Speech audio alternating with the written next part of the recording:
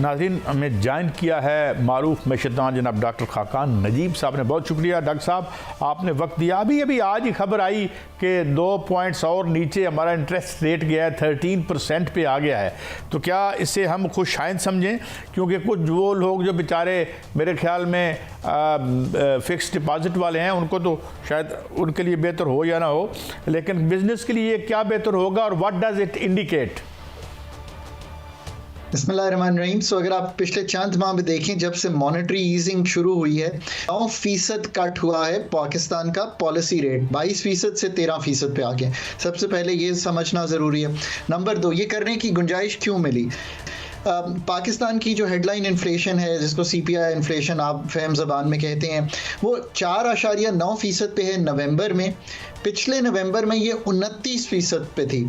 तो अफरात ज़र में, यानी कि कीमतों के बढ़ने की शरह में एक खातिर खा कमी आई है, और इसकी एक बड़ी वजह यह है कि डिमांड कम हुई और कुछ डोमेस्टिक सप्लाई ऑफ की फूड कमोडिटीज़ जो हैं वो बेहतर हुई पाकिस्तान में। ग्लोबल ऑयल प्राइसेस जो हैं वो कम हुई, बिनाइन है बड़ी, और ये जो बेस इफेक्ट है, यानी कि पिछले साल 29 थी, उसके ऊपर इस दफ़ा 4.9% हुई। तो आपको बहुत बड़ा रूम मिला कि आप अपना जो पॉलिसी रेट है वो बतदरीज कम करें, और वो अब 13% पे आ गया है। देखिए, इसका फ़ायदा क्या है? आप आज गाड़ी लेने जाइए, आपने 1 करोड़ की गाड़ी खरीदी, तो आप पिछले साल 22 लाख रुपया सालाना की किस्त दे रहे होंगे। इस साल आप 12 लाख की किस्त दे रहे होंगे, 13 लाख की किस्त दे रहे होंगे। अगर ये इतना बड़ा फ़र्क पड़े तो इससे जो मैन्युफैक्चरर है वो एक मशीन ख़रीद सकता है, जो एग्रीकल्चर वाला है वो ट्यूबवेल लगा सकता है। इसी तरह जो मईशत का पहिया है वो चलता है। पर याद रखिए कि ये जो इस वक्त आपको रूम मिला है, जो स्पेस मिली है, उसके सबसे बड़ी वजह IMF की एंगेजमेंट है, और ये क्रिटिकल है पाकिस्तान के लिए कि इस मैक्रो स्टेबिलिटी को, जिसका मतलब अफरात ज़र में कमी, बैरूनी खसारा भी संभल गया है, कुछ सरप्लस है $200 मिलियन का पहले 5 माह का, और तीसरा रिजर्व्स $12 अरब पे हैं। इनको प्रूडेंटली यूज करें, ये क्रिटिकल है। Ease of doing business, cost of doing business, remittance ने बहुत बड़ा सहारा दिया है। पाकिस्तान की रेमिटेंस इस साल $3-4 अरब ज़्यादा होगी पिछले साल से, यानी कि 33 से 35 अरब डॉलर की रेमिटेंस लगेगी। तो एक स्टेबिलिटी तो है रुपए की कदर में। पर ये याद रखिए कि रुपए की कदर जो है वो मईशत की जो स्ट्रेंथ है ना, उसको एक्सप्लेन नहीं करती। बट अगर मईशत में स्ट्रेंथ होगी तो रुपया खुद ही जो है वो ठीक हो जाएगा या स्ट्रांग हो जाएगा। सो पहले मईशत को स्ट्रांग करें। जैसे आपने कहा, क्या एनर्जी की कीमतों में कमी हो सकती है?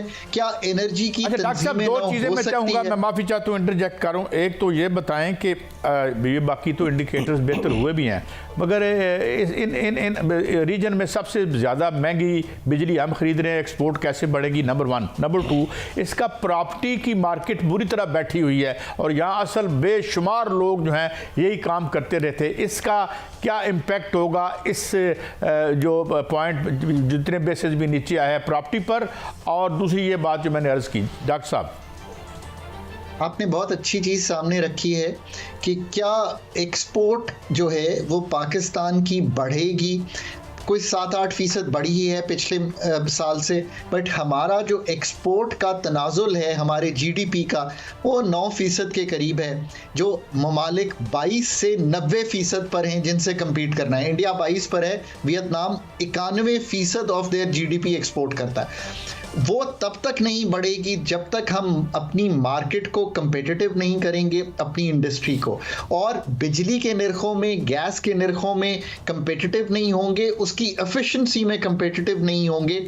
और वो करने के लिए बिजली की तंजीम नौ, प्राइवेटाइजेशन, पॉलिसी ठीक करना, यानी कि ये सारे इतने फंडामेंटल काम हैं, ये तब तक नहीं होने लगे जब तक कि कोई सर्जिकल टीम आप डेवलप नहीं करते उन एरियाज में जो पाकिस्तान की सर्जरी मांगती हैं। यही तो बात है सर, यही तो बात है कि जब तक बिजली की कीमतें, एनर्जी की कीमतें कम नहीं होती, उस वक्त तक हम एक्सपोर्ट कैसे बढ़ाएंगे और अपनी पैदावारी लागत को कैसे दुरुस्त करेंगे? जो बिजली की कंपनियां हैं वो तो मईशत का खून चूस चुकी हैं। तो सर, कम सरमाया लगाकर ज्यादा जाहिर करके मनी लॉन्ड्रिंग कर चुकी हैं सर। $60 मिलियन की जो है मनसूबाबंदी, वो सुना है कि जो मंसूबे थे वो $120 मिलियन में लगाए गए, और ये सारे जो मामलात हैं जिसमें $60 मिलियन का जो सरमाया है वह बैरून मुल्क भिजवाया गया, और $120 मिलियन पर कर्ज जो लिया गया उस पर इक्विटी के जो है 23% से 35% तक उसका मुनाफा लिया गया सर। गैर मुल्की जो जाहिर करके लोन को उसकी सीपीआई जो है वो गैर मुल्की ली गई, तो फिर ये कैसे काम होगा? ये तो काम नहीं हो सकता है, इसलिए कि जो आपका यूनिट का रेट है वो तो 45 रुपए से लेकर 68 रुपए और 69 रुपए और 70 रुपए तक जा रहा है सर। 94 और 2002 की पॉलिसी के तहत आई थिंक एक कॉन्टेक्स्ट ऐसा था, बहुत प्रेशर था, 11-12 एवरेज घंटे लोड शेडिंग हो रही थी। पाकिस्तान ने एक बॉन्ड इशू किया डॉलर डिनोमिनेटेड 17% पर, और लोगों को बताया कि वो ये माहदे करके ये लगा लें।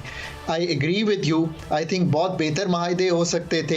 इसीलिए मैं बार बार कहता हूँ कि स्टेट जब तक कैपेसिटी नहीं बिल्ड करेगी तो पॉलिसी साजी ठीक नहीं हो सकती। इसी तरह एक वीक रेगुलेटरी निज़ाम है मुल्क में, नेप्रा ओगरा सबको अगर आप इकट्ठा करें तो आपको अंदाज़ा होगा कि वो टैरिफ भी ठीक नहीं दे सकते, कंपेटिटिव बिडिंग नहीं कराई, इसलिए ऐसा हुआ है जो आपने कहा है। आप फोरेंसिक ऑडिट कर सकते हैं, हीट रेट ऑडिट कर सकते हैं, आपने वो भी कभी नहीं किया। और ये किसी और पे ब्लेम करना कि वो आए नहीं करवाने के लिए स्टेट की रिट को एग्जर्ट करना थ्रू द रेगुलेटर, ये स्टेट का काम था। अब लेट्स लुक फॉरवर्ड, इन मुआहदों को टेक और पे से टेक एंड पे के सिस्टम पर ले जाइए, कोई हाइब्रिड सा बना लें, कहीं अगर कैपिटल कॉस्ट देनी है दीजिए, इनको ख़त्म कीजिए, डेट रीप्रोफाइलिंग कीजिए 2015 के मुआहदे की, सो जो डेट का बर्डन है वो टूटे।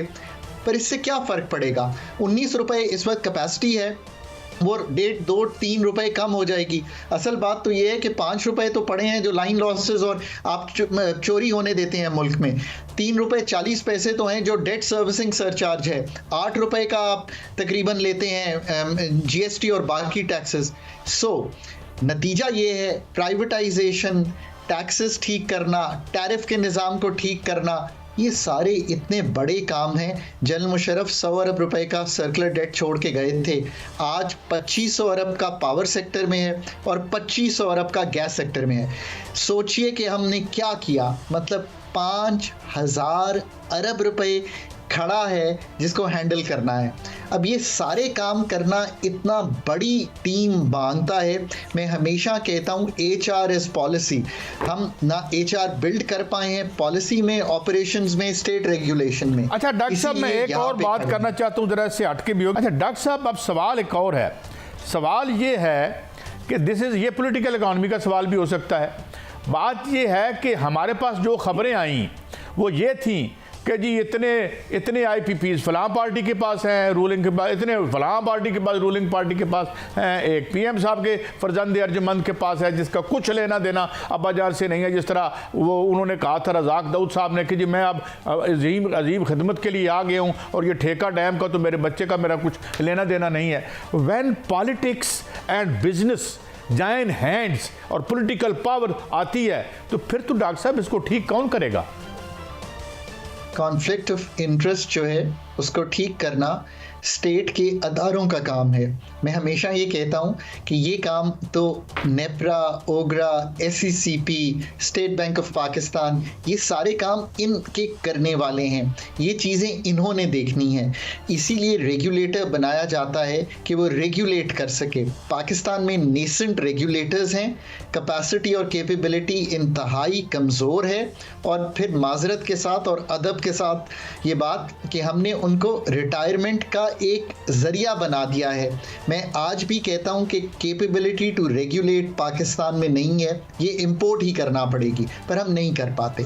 इसी तरह जो हमारी मिनिस्ट्रीज़ हैं कुछ, उनको तो शायद मिनिस्ट्रीज़ होना ही नहीं चाहिए, बड़ी प्रोफेशनल बॉडीज़ होना चाहिए। एक एनर्जी मिनिस्ट्री होनी चाहिए जो सारी मिनिस्ट्रीज़ यानी कि जो डिविजन्स हैं, पेट्रोलियम है, वाटर है, पावर है, इन सब को मुंजमद करके एक बने जो एक पॉलिसी साजी कर सके। और फिर उसके नीचे जो मातहत अदारे हैं ये उनका भी। सर बिजली की 3 कंपनियां जो हैं, जो बिजली की सप्लाई कंपनियां हैं, वो 9 ट्रिलियन रुपए जो है वो खुर्द-बुर्द कर गई, ये IPPs वगैरह। ये हुकूमत खुद मानती है, तो क्या इनके खिलाफ कोई कानूनी कार्रवाई नहीं होनी चाहिए ताकि आगे जो कंपनियां हैं वो भी इस पर जो है वो सबक सीखें और बिजली की कीमतें भी कम हो और पैदावारी कीमत भी कम हो और इनका फोरेंसिक ऑडिट भी हो?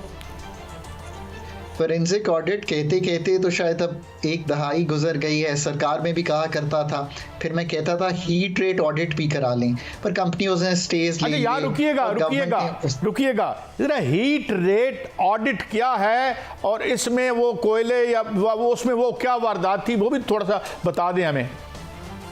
कि जितना तेल इस्तेमाल होना चाहिए कि क्या वही इस्तेमाल हो रहा है कि उससे बहुत कम इस्तेमाल हो रहा है और पैसे बहुत ज़्यादा के चार्ज किए जा रहे हैं।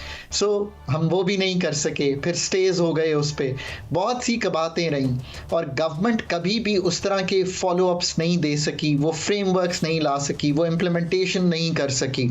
और जो ये माहदे भी हुए ये इंतहाई प्रेशर के दौर में हुए, पर 2015 में मेरा ख्याल है कि ये प्रेशर नहीं था और हम बहुत बेहतर काम कर सकते थे। उन माहदों की भी अब रीप्रोफाइलिंग डेट की ज़रूरी है और उसमें अभी भी खातिर खा आई थिंक प्रोग्रेस नहीं हुई है। ये इतना बड़ा बोझ है एनर्जी का, अगर एनर्जी सेक्टर की तंजीमें नौ नहीं करेंगे नहीं कर सके सर, ये क्या मिली भगत थी या कैपेबिलिटी का इशू था? इशू क्या था सर, आपने क्या देखा? Pakistan not being able to do all these things is a technical and a professional problem, number one. Pakistan not being able to do it is an HR problem. That is number one problem. Number two problem is of course कि HR build होते उसका impact आते वक्त लगता है।